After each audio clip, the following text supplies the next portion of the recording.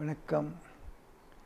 தமிழ் படிக்க தெரியாதவர்களுக்காக அமுதசுரபியில் என்னுடைய லேட்டஸ்ட் நேர்காணல் இன்டர்வியூங்கிறாரே அந்த ஆர்டிக்கலை சும்மா படித்து சொல்கிறேன். என்ன ஆஸ்மாவிற்கான பிரபல அலோபதி மருத்துவர், ஆன்மீகவாதி, சமூக சேவகர், கவிஞர், பேச்சாளர் என பன்முகம் கொண்டவர்.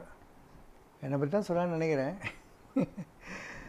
மருத்துவத்துறையில் 47 ஆண்டுகால அனுபவம் மிக்க கற்பக சுவாசாலயா நிறுவனர், மருத்துவ கவிஞர், புது டைட்டில் கொடுத்துருக்காங்கப்பா, கற்பகதாசன் டாக்டர் ஸ்ரீதரனுடனான நேர்காணல். பிறந்தது மயிலாடுதுறை. ஏழ்மையான குடும்பம். பெற்றோருக்கு 9 குழந்தைகள். நான் 4வது குழந்தை. அப்பா அம்மா இருவரும் ஆஸ்மா நோயாளிகள். அடிக்கடி மூச்சுத்திணறல் ஏற்படும். சரியான மருந்து மாத்திரைகள் கிடையாது. அவர்கள் படும் கஷ்டத்தை பார்த்துத்தான் எதிர்காலத்தில் ஆஸ்மா மருத்துவராக வர வேண்டும் என்று நான் தீர்மானித்து கொண்டேன். என் நண்பனின் தந்தை ஒரு மருத்துவர். அவருக்கு இருந்த வசதி வாய்ப்பு, நோயாளிகளிடையே அவருக்கு கிடைத்த மதிப்பு மரியாதை, மருத்துவராக வேண்டும் என எனக்குள் இருந்த அந்த வேட்கையை இன்னும் அதிகமாக்கினார். திருச்சியில் படிப்பை முடித்த பிறகு பியூசி தான் படித்தேன். அப்போ இதில் பட்டப்படிப்புன்னு போட்டிருக்காது, அது தவறு, ப்ரீ யூனிவர்சிட்டி தான். பட்டப்படிப்பை முடித்த பிறகு மருத்துவ படிப்பிற்கு விண்ணப்பித்தேன். நேர்காணலில் கேட்ட கேள்விகளுக்கு சரியான பதில் அளித்தேன் அப்படின்னு போட்டிருக்காங்க. ஆக்சுவலாக எல்லாருக்கும் நேர்காணல் 3 நிமிஷம், எனக்கு 27 நிமிஷம் எடுத்துருந்தாங்க. அந்த இன்டர்வியூவில் 3-4 பேர் இருந்தாங்க, மாற்றி மாற்றி கேள்வி கேட்டுகிட்டே இருந்தாங்க. ரொம்ப சுவையான இன்டர்வியூவாக இருந்தது. அவங்க ரொம்ப மகிழ்ச்சியாக என்னை இன்டர்வியூ பண்ணிவிட்டு, oh we have an interesting specimen here அப்படின்னு சொன்னார். அவர் ஸ்பெசிமன் அப்படின்னார். அது முடித்து வரும்போது 27 நிமிஷம் ஆயிடுச்சு. அந்த இன்டர்வியூ முடித்து நான் வெளியில் வரும்போதே வெளியில் ப்ரொஃபஸர் பானுமூர்த்தின்னு இருந்தார். அவர் பெரிய இங்கிலீஷ் ப்ரொஃபஸர் சென்ட் ஜோசப்ஸில். அவர் பையன் அடுத்து இன்டர்வியூ போகிறதுக்காக வெயிட் பண்ணியிருந்தான். அப்போ சொன்னார், ஸ்ரீதர் உனக்கு டெஃபினட்டாக சீட்டு கிடைக்கும், நீ யாருக்கும் 27 நிமிஷம் எடுக்கிற இன்டர்வியூ, எல்லாம் 3-4 மினிட்ஸ் நம்பிக்கை வாசி தான், உனக்கு ரொம்ப நல்லா எடுத்திருக்கா அப்படின்னா. அப்போ கூட எனக்கு நம்பிக்கை இல்லை, இதெல்லாம் ஒரு கண் துடைப்பாக இருக்குமோ அப்படின்னு நினச்சேன். நான் அப்படி இருந்தது. மெடிக்கல் காலேஜ் அட்மிஷன்லாம் ஒரு மெரிட் படியே இல்லை. ஏதோ எனக்கு அதிர்ஷ்டம், பெற்றோர் ஆசி, இறைவன் அருள், மெரிட் அடிப்படையில் எனக்கு இடம் கிடைத்தது. தஞ்சாவூர் மருத்துவக் கல்லூரியில் சேர்ந்து பட்டம் பெற்று மருத்துவரானேன், எம்பிபிஎஸ். ஆஸ்மா ஒவ்வாமை மருத்துவத்துடன் குழந்தை நல மருத்துவராகவும் விரும்பினேன். ஆனால் எனக்கு இடம் கிடைக்கவில்லை. எனவே திருச்சியில் உள்ள ஒரு மருத்துவமனையிலே வேலைக்கு சேர்ந்தேன். திருச்சி மருத்துவமனையின் கண்காணிப்பால், ஆக்சுவலி ஹாஸ்பிட்டல் அட்மினிஸ்ட்ரேட்டர் மட்டும் இல்லை, அவர் ஹாஸ்பிட்டல் சூப்பரண்டன்ட், ஒரு எஃப்ஆர்சிஎஸ் சர்ஜன், ஒரு நோயாளியை பரிசோதித்து அவரது மருத்துவ குறிப்பிலே சிறுநீரக தொற்று என பதிவு செய்திருந்தார். ஆனால் நான் நோயாளியை பரிசோதித்த போது அவருக்கு இருப்பது குடல்வால் அழற்சி என கண்டறிந்தேன், அப்பெண்டிக்ஸ். இதை மயக்க மருந்தியல் நிபுணரும் உறுதிப்படுத்தினார். எப்போ உறுதிப்படுத்தினார்னா உடனே இல்லை, அவருக்கு அப்பெண்டிக்ஸ் பர்ஸ்ட் ஆகி நைட்டு 2 மணிக்கு எமர்ஜென்சியாக ஆப்ரேஷன் பண்ணி அந்த அப்பெண்டிக்ஸை ரிமூவ் பண்ணிவிட்டோ, இன்னும் எலாபரேட் சர்ஜரிலாம் பண்ணதுக்கப்புறம் அந்த அனஸ்தட்டிஸ்ட் என் ரூமில் வந்து, நான் டியூட்டியில் இருந்தேன், என் ரூமில் வந்து த ஸ்ரீதர் யுவர் ரைட், அப்பெண்டிக்ஸ் தான் அது பர்ஸ்ட் ஆகிடுச்சு. பர்ஸ்ட் ஆகிறதுக்கு முன்னாடி பண்ணால் சிம்பிள் ஆப்ரேஷனாக இருக்கும், பர்ஸ்ட் ஆனதுக்கப்புறம் பண்ணால் ரொம்ப எலாபரேட் சர்ஜரி ஆகும், உயிருக்கே ஆபத்தாக இருக்கும் சம்டைம்ஸ். எல்லாத்தையும் எழுதலை இன்டர்வியூவில். இங்கே 4 பேஜில் அவங்க எவ்வளோ எழுத முடியும், நான் சொன்னது எல்லாத்தையும் அவரால் எழுத முடியல. ஆனால் முக்கியமான குறிப்பெல்லாம் எழுதியிருக்கார் அந்த ஜனனி ரமேஷ்ங்கிற நிருபர். ஆனால் நான் நோயாளியை பரிசோதித்த போது அவருக்கு இருப்பது குடல்வால் அழற்சி என கண்டறிந்தேன். மயக்க மருந்தியல் நிபுணரும் உறுதிப்படுத்தினார். ஆனால் ஈகோ காரணமாக அந்த மருத்துவமனை கண்காணிப்பாளர் சூப்பரண்டன்ட் என்னை வேலையை விட்டு நீக்கினார். உண்மையான நோயை கண்டறிந்ததற்கு பாராட்டு கிடைக்கும் என எதிர்பார்த்தேன். ஆனால் அதிக பிரசங்கத்தனம் என்ற பழியோடு வேலை பறிபோனது தான் மிச்சம். பிறகு காரைக்குடியிலே கண்டனூர் என்ற கிராமத்திலே கொஞ்ச காலம் பணியாற்றினேன். மேல் படிப்புக்கு இந்தியாவில் வாய்ப்பில்லை என்று அப்பா சொல்லவே எனக்கு தெரிய வந்தபோது அமெரிக்காவில் இருந்த எனது சகோதரர் உதவியுடன் 1979 அமெரிக்கா சென்றேன். கடுமையாக படித்து நுழைவுத் தேர்தலில் வெற்றி பெற்றேன். சிகாகோவில் உள்ள உலக புகழ்பெற்ற குக் கவுண்டி குழந்தைகள் மருத்துவமனையிலே குழந்தை நல மருத்துவம் படித்தேன். தொடர்ந்து அங்கேயே நான் விரும்பி ஆஸ்மா ஒவ்வாமை மருத்துவத்தையும் ஒரு ஃபெலோஷிப் என்பார்களே ஆராய்ச்சி படிப்பு அது குழந்தை நலம் மற்றும் ஆஸ்மா ஒவ்வாமை மருத்துவர் ஆகிய பட்டங்களுடன் வேலை தேட ஆரம்பித்தேன். துபாய் சுகாதார அமைச்சகத்திலே நல்ல சம்பளத்துடன் வேலை கிடைத்தது. ஒரு சின்ன தவறு பண்ணியிருக்காங்க. நான் அது வேலை முடித்ததுக்கப்புறம் அமெரிக்காவில் தான் ஒர்க் பண்ணினேன். அங்கே ஒரு கன்சல்டண்ட்டாக ஒக்லஹோமா சிட்டியில் 3-4 டாக்டர்ஸோட பீடியாட்ரிக் அசோசியேஷன் ஒரு குரூப்பில் I was doing a consultant job paediatric allergist 1989 வரைக்கும். 89க்கு அப்புறம் தான் நான் துபாய் வந்தேன். அது துபாயின்னு போட்டிருக்கிறது தவறு. ஆக்சுவலி அது அமீரகம், ஐக்கிய அரபு நாட்டு அப்படின்னு சொல்ல யூஏஇன்னு அமீரகம். அதில் அபுதாபி தான் கேபிட்டல். துபாய் அதுலேயும் ஒரு ஒன் ஆஃப் தி எமிரேட்ஸ். அந்த எமிரேட்ஸ் 7 இதில் அதுவும் ஒன்று. அதனால் அவங்க நிறைய பேர் துபாய், அபுதாபி, அமீரகம் அதெல்லாம் வேறுபடுத்தி பார்க்கறது கிடையாது. 1989 98 வரை ஐக்கிய அரபு அமீரகத்தில் பணியாற்றினேன். மற்ற நாட்டு மருத்துவர்களால் பிரச்சனை ஏற்படவே வேலையை ராஜினாமா செய்ய முடிவெடுத்து அமைச்சருக்கு கடிதம் எழுதினேன். அமைச்சகத்திற்கு கடிதம் எழுதினேன். சொன்னால் நம்ப மாட்டீர்கள், நம்பித்தான் ஆகணும், அதான் உண்மை. அந்த நாட்டு சுகாதார அமைச்சரே என்னை நேரில் அழைத்து சமாதானப்படுத்தி அபுதாபி மஃப்ரக் மருத்துவமனையில் என்னை சேர்த்து விட்டார். 20 ஆண்டுகள் அமெரிக்காவிலும் ஐக்கிய அரபு அமீரகத்திலும் வேலை செய்தேன். குழந்தைகள் இந்தியாவில் வளர வேண்டும் என்ற ஒரு அவாவினால் மனைவியின் விருப்பமும் அதுவாக இருந்ததால் 1998 இந்தியா திரும்பினேன். இந்தியாவில் மருத்துவம் படிப்பதும் மருத்துவராக நிலைநிறுத்திக் கொள்வதும் கஷ்டம். திறமையும் அதிர்ஷ்டமும் ஆண்டவன் அனுகிரகமும் இருந்தால்தான் வெற்றி பெற முடியும் என்பதை அனுபவ ரீதியாக உணர்ந்து கொண்டேன். நிறைய இருக்குது, கேஸ் ஹிஸ்ட்ரிலாம் இருக்குது. அதெல்லாம் சொன்னால் இது என்னுடைய வாழ்க்கை வரலாறு ஆட்டோபயோகிராஃபி மாதிரி இருக்கும். இது நேர்காணல் தானே. ஆட்டோபயோகிராஃபி நான் ரெடி பண்ணிட்டுருக்கேன். இப்போது நிறைய பேர் என்கிட்ட கேட்டுருக்காங்க. கார்ட்டூனிஸ்ட் என்னுடைய இனிய நண்பர் மதன் அன்றைக்கி சொன்னார். அப்புறம் இனிய எழுத்தாளர் நண்பர் பாஸ்கர் சக்தி சொன்னார், நீங்கள் உங்களுடைய சுய சரிதையை எழுதணும், நிறைய பேருக்கு அது இன்ஸ்பைரிங்காக இருக்கும்னு. I am working on it now. கொஞ்ச நாள் அதுவும் ரெடி ஆகிடும்.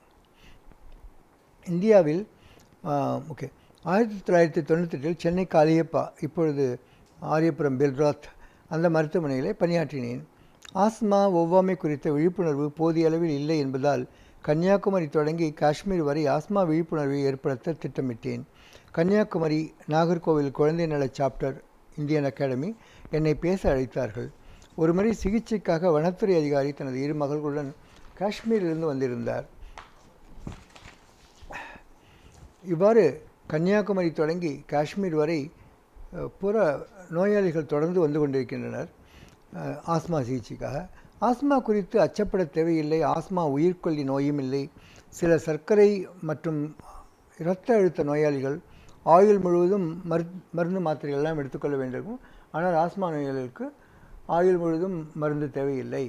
அந்த உண்மையை நுரையீரல்கள் இயக்கம் உள்ளிட்ட பரிசோதனைகளுடன் மருந்து மாத்திரைகளை ஒழுங்காக எடுத்துக்கொண்டால் ஆஸ்மாவிலிருந்து முற்றிலும் விடுதலை பெறலாம். இன்ஹேலர் சிகிச்சை கண்டிப்பாக அளிக்கப்பட வேண்டும். இதன் மூலம் கொடுக்கப்படும் ஸ்டீராய்டு மருந்துகள் மிகவும் பாதுகாப்பானது, பக்க விளைவு ஏற்படாது என்று மருத்துவர்கள் உறுதிப்படுத்துவது அவசியம். பண்ணலை இப்போது. அதனால் பெரும்பான்மை மருத்துவர்கள் இந்த உத்தரவாதத்தை தராத காரணத்தினால்தான் நோயாளிகள் பயப்படுகின்றனர். Asthma and allergy research centre என்ற பெயரில் மருத்துவமனையும், கற்பக சுவாசாலயா என்ற பெயரில் ஏழைகளுக்கு இலவச சிகிச்சை அளிக்கக்கூடிய ஒரு சேவை மையத்தையும் தொடங்கி நடத்தி கொண்டிருக்கிறேன். நிதி மிகுந்தவர் பொற்குவை தாரீர், நிதி குறைந்தவர் காசுகள் தாரீர், அதுவும் மற்றவர் வாய்ச்சொல் அருளீர், ஆண்மையாளர் உழைப்பினை நல்கீர் என்று பாரதியின் வரிகளுக்கு ஏற்ப சிகிச்சை பெறும் நோயாளிகளிடம் அவரவர் வசதிக்கேற்ப பெற்றுக்கொள்கிறேன். ஏழை நோயாளிகள் வந்தால் அவங்களுக்கு ஒன்றுமே வாங்கிறது கிடையாது. முழுமையாகவே இலவச சிகிச்சை தான் இந்த மையத்தில் கொடுக்கப்படுறது. ஏழைகளுக்கு மருத்துவ ஆலோசனை, பரிசோதனை, சிகிச்சை உள்ளிட்ட அனைத்தும் இலவசமாக வழங்கப்படுகிறது. சுவாச ஆரோக்கியத்தை மேம்படுத்த சில யோசனைகள். டென்ஷன், மன உளைச்சல் இருக்கக்கூடாது. இவை இருந்தால் மனம் இறுகும். மனம் இறுகினால் சுவாச குழாய் தசை இறுகும். நுரையீரல் விரிவாக்கத்தை தடுத்து மூச்சுத்திணறல் ஏற்படும். ஹைப்பர் வென்டிலேஷன்னு சொல்கிறோம். அதை நடைப்பயிற்சி, நீச்சல், பிராணாயாமம் முக்கியம். உணவு கட்டுப்பாடு அவசியம். மைதா மற்றும் துரித உணவுகளை தவிர்க்கவும். எறா, நண்டு, கருவாடு போன்ற சீ ஃபுட்டுகள், கடல் சார்ந்த உணவுகள் அதையும் அவாய்ட் பண்ணணும். புகைப்பிடிக்கக்கூடாது. கொசுவத்தி புகை, புகை மாசு, பொதுவான புகை மாசு எச்சரிக்கை தேவை.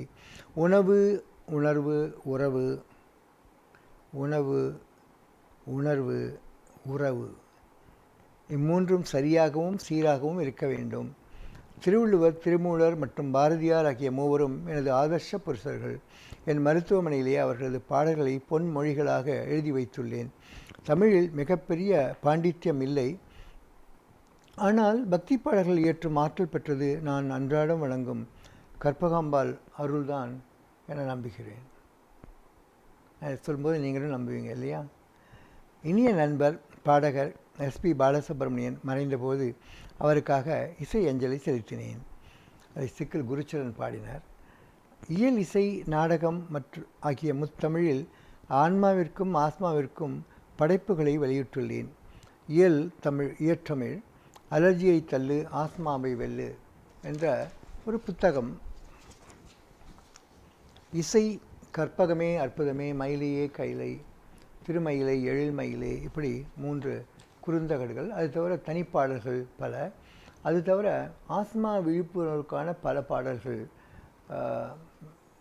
இசையமைப்பாளர் பரத்வாஜோடைய இசையமைப்பில் வந்து பிரபலமான பாடல்களை எல்லாம் நாங்கள் ஆஸ்மா பாடல்களாக மாற்றி அதை இசைத்தமிழுக்காக கொடுத்துருக்கோம். நாடகம் அப்படிங்கிறது பூங்காற்று, புதிதானது, பனிச்சிறை 2 குறும்படங்கள் ஆஸ்மா விழிப்புணர்வுக்காக எடுத்திருக்கோம். அது தவிர ஆன்மீகத்தில் நாடகத்தமிழ் அப்படின்னா நாட்டிய தமிழாக தான் நம்ம மாற்றிருக்கோம். எல்லா பாடல்களையும் நாட்டியமாக நிறைய மேடைகளில் அரங்கேற்றி கொண்டே இருக்கிறோம். எஸ்பி பாலசுப்ரமணியன், உன்னிகிருஷ்ணன், அனுராதா ஸ்ரீராம், நித்யஸ்ரீ, குருச்சரன், வீரமணிக்கண்ணன், சைந்தவி, ஹேமா நரசிம்மன், வாணி ஜெயராம், டிஎல் மகாராஜன், இப்படி அபிஷேக் ரகுராம் இருக்கார். இப்படி பல பிரபலங்கள் எனது பக்தி பாடல்களை பாடியிருக்கிறார்கள். ஓவியர்கள் மதன் மற்றும் பத்மவாசன் ஆகியோர் எனது குறுந்தகடு அட்டைகளில் ஓவியங்கள் தீட்டியுள்ளார். மதன் வந்து இண்டிபெண்ட்டாக கார்ட்டூன் ரிலேட்டடாக நிறைய, அதாவது ஆஸ்மா ரிலேட்டடாக நிறைய கார்ட்டூன்ஸ் எங்களுக்கு போட்டு கொடுத்துருக்கார். என்னுடைய பக்தி பாடலுக்கு வந்து பத்மவாசனும் பிரபல ஓவியர் கேஷவ்ஜி அவரும் போட்டு கொடுத்துருக்கார். எஸ்பி பாலசுப்ரமணியன், சுஜாதா, குருச்சரன், சைந்தவி, எழுத்தாளர் எஸ் ராமகிருஷ்ணன், இசையமைப்பாளர் பரத்வாஜ், சிவாஜி கணேசன் குடும்பம், அந்த அன்னை இல்லம் குடும்பம் பூரா, ஆன்மீக பேச்சாளர்கள் சுகித் சிவம், இயக்குனர் வசந்த், கிரேசி மோகன், இலங்கை வானொலி அறிவிப்பாளர் அப்துல் ஹமீத், மேஜர் நாராயணன், ராம்கோஸ்மென் சிஇஓ தர்மகிருஷ்ணன் அவர்கள், ஆர்ஆர் சபா சேர்மன் சந்தானகிருஷ்ணன் குடும்பம் அவர்கள், நடிகைகள் ஆண்ட்ரியா, ரேகா, இந்த பட்டியல் ரொம்ப ரொம்ப நீண்ட பட்டியல், அதில் கொஞ்சம் பேரை கொடுத்துருக்கா. திருமூலரின் திருமந்திர பாடல் பின்வருமாறு சொல்கிறது: ஏற்றி இறக்கி இருகாலும் பூரிக்கும் காற்றை பிடிக்கும் கணக்கறிவாரிலை, காற்றை பிடிக்கும் கணக்கறிவாளருக்கு கூற்றை உதைக்கும் குறியதுவாமே. ஏற்றி இறக்கி நம்ம மூச்சை அடைக்கினா நம்ம யமனை கூட எதிர்கொள்ளலாம் அப்படிங்கிற வரிகளோட அர்த்தம். இந்த வரிகள் பிராணாயாமத்தின் முக்கியத்துவத்தை விளக்குகின்றன. பிராணாயாமம் மூலம் மூச்சுக்காற்றை உள்ளே இழுத்து நிறுத்தி வெளியேற்றும் முறையை தெரிந்தவர்கள் இறப்பை கூட வெல்லலாம், நீண்ட காலம் வாழலாம் என்பதே இந்த திருமூலர் திருமந்திரத்துடைய அர்த்தம். இதை நாங்கள் ஆஃபீஸில் டிஸ்பிளே பண்ணி போட்டிருக்கோம். நெபுலைசர் கொடுக்குற அந்த ட்ரீட்மெண்ட் ரூமில் அது இருக்குது. என்னை பொறுத்தவரை ஆன்மாவும் ஆஸ்மாவும் ஒன்றி பிணைந்தது. நோய் நாடி நோய் முதல் நாடி என்னும் வள்ளுவர் குரலுக்கு ஏற்ப ஆஸ்மாவை மூச்சு சார்ந்த பிரச்சனையாக அணுகாமல் முழுமையாக ஆராய்கிறேன். 45 ஆண்டுகளுக்கு மேலாக மருத்துவராக உள்ளேன். என் வெற்றிக்கு பயிற்சி, அனுபவம் ஆகியவை மட்டுமே காரணம் அல்ல. அடிநாதமாக உள்ளுணர்வுடன் மருத்துவம் பார்க்கிறேன். இதற்கு நான் வழங்கும் மயிலை கற்பகாம்பாளின் கருணையே காரணம் என்பது எனது நம்பிக்கை. அவள் என்னை உள்ளிருந்து இயக்குகிறாள், என் உள்ளுணர்வு வெளிப்படுகிறது என பேட்டியை நிறைவு செய்தார் கற்பகதாசன் டாக்டர் ஸ்ரீதரன். போட்டு கான்டாக்ட் டீட்டெயில்ஸ்லாம் போட்டிருக்கு. டீசனான பேட்டி தான். கொஞ்சம் என்னை பற்றி தெரியாதவங்களுக்கு கொஞ்சம் தெரிய வைக்கும். பட்டு எங்கள் கூடயே 20-25 வருஷமாக பயணம் பண்ணுறவங்க எல்லாருக்கும் ஏற்கனவே இது எல்லாம் தெரிஞ்ச விஷயந்தான். மேபி சிலதெல்லாம் தெரியாமல் இருக்கலாம். நல்லது நண்பர்களே.